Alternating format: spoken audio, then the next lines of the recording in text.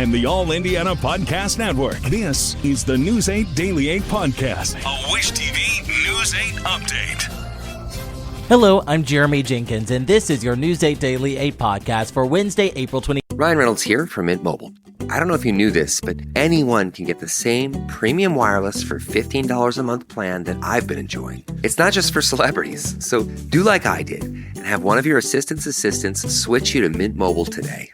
I'm told it's super easy to do at mintmobile.com/switch. Upfront payment of $45 for 3-month plan, equivalent to $15 per month required. Intro rate first 3 months only, then full price plan options available. Taxes and fees extra. See full terms at mintmobile.com. 23rd. We begin in Lawrence, where police say a man is dead and they are talking to a person of interest in connection to an early morning shooting. Officers were called to a home on Vernon Avenue near 46th and Franklin Road around 3:30. Authorities say when they arrived, they found a man who had been shot. He died at the scene. Right now, investigators are still working to learn what led up to the shooting. If you have any information, you are encouraged to call Lawrence Police or Crime Stoppers. In Marion, police have arrested an 18-year-old for a shooting that critically injured a teenager. Police say it happened during the sale of a marijuana vape cartridge on Monday near State Road 15 and Southwestern Avenue. Authorities say the 17-year-old victim was taken to a hospital. At last check, that person was in critical condition. Investigators say tips from the public led them to arrest Cordell Bice. He is now facing preliminary charges of attempted murder and robbery. At the State House, Attorney General Todd Rokita is urging lawmakers to reconsider a bill aimed at regulating certain THC products that are being sold all across the state. Senate Bill 478 sets the rules for how those products are advertised, packaged, tested, and sold, including age limits and licensing. Rokita sent a letter to lawmakers saying the bill would create what he called a loosely regulated cannabis market that exists outside of Indiana's marijuana laws. The bill is currently in conference committee. Happening right now at the Vatican, the body of Pope Francis is now lying in state at St. Peter's Basilica. Pope Francis died on Monday at the age of 88. The Pope will lie in state for 3 days of public viewing until his funeral mass on Saturday. Of course, we'll have that service live for you on Wish TV starting at 4 Saturday morning. The man Pope Francis named as Archbishop of Minneapolis 8 years ago is now reflecting on the lives that the Pope touched, including his own. The Archbishop told reporters that he was saddened by the Pope's passing, but he found it poetic that his death came on Easter Monday. Thompson also touched on his own interaction with Pope Francis and the importance of the things he prioritized. Just take a listen. Especially for the poor and the needy, the missionaries, the migrants, the refugees, even very strong about the death penalty as it being inadmissible. The Archdiocese will celebrate the Pope's life with a special Mass at St. Peter and Paul Cathedral downtown tomorrow at noon.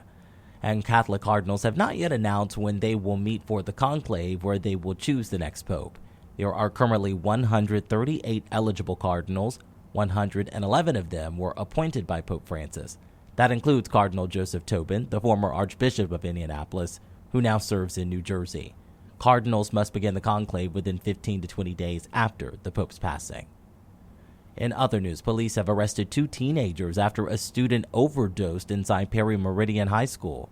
News 8's Danielle Zolkowski reports. That student is alive thanks to 2 doses of Narcan administered at the school before EMS arrived.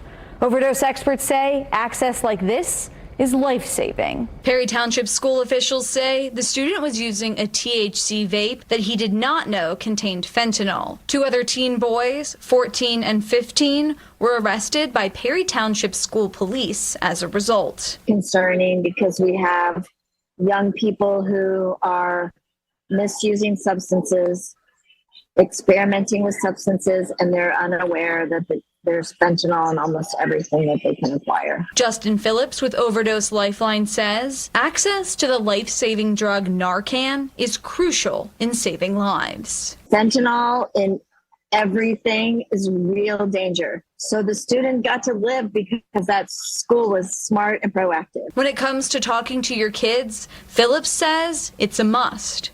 Young people need to know that fentanyl is in most drugs, even ones that feel safe. It's really about being able to talk to your young person about the dangers that exist, that it's not judgment, it's about love and understanding. In a statement to families, Dr. Patrick Spray, the Perry Township School Superintendent, says, "It's urgent that you have an open conversation with your child or children about the risks of ingesting hidden substances that can be dangerous and potentially deadly. Please emphasize the importance of caution, as vapes can contain harmful drugs without the user's knowledge." Overdose Lifeline trained the staff at Perry Township schools and provided the life-saving Narcan used during the incident.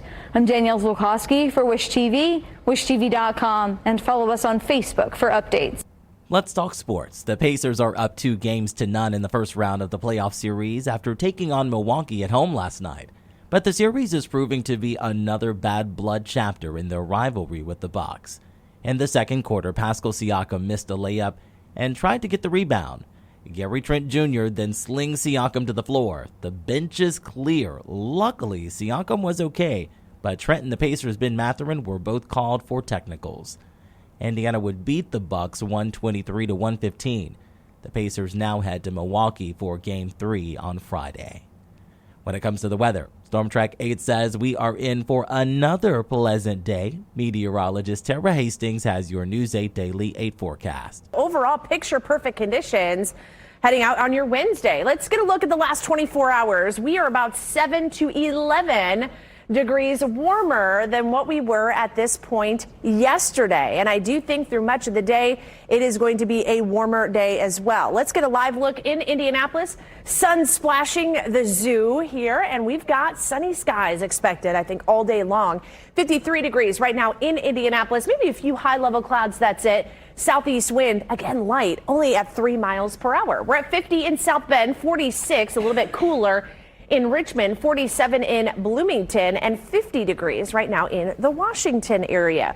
We are going to look for lots of sunshine today. We do have some clouds off to the west of us, but we have a lot of dry air in place. So I think another beautiful afternoon, low wind speed, lots of sunshine, and temperatures climbing a little bit more than yesterday. We'll get up to 74 degrees at lunchtime and then into the upper 70s, flirting with 80 degrees here across parts of central Indiana, 77 in Kokomo, Muncie, and Richmond, upper 70s near 80 right along the Ohio River during the day today. 80s are on the way as early as tomorrow, and we could see some rain arriving heading into your Friday. We'll time that forecast out for you in just a few minutes. To get a peek at Tara's full forecast, just head over to wishtv.com, or you can download the Wish TV Storm Track 8 app. And don't forget to check out our Storm Track 8 weather blogs. This has been your News 8 Daily 8 podcast for Wednesday, April 23rd. I'm Jeremy Jenkins for Wish TV, wishtv.com, or follow us on Facebook for updates. This is the News 8 Daily 8 podcast, a Wish TV News 8 update on demand. For even more, on demand and on the go, connect with Wish TV on Facebook at wishtv.com and on the free Wish TV mobile app. Thank you for listening, and be sure to like, subscribe, and follow this podcast for updates every weekday morning on the All Indiana Podcast Network and wherever you get your podcast.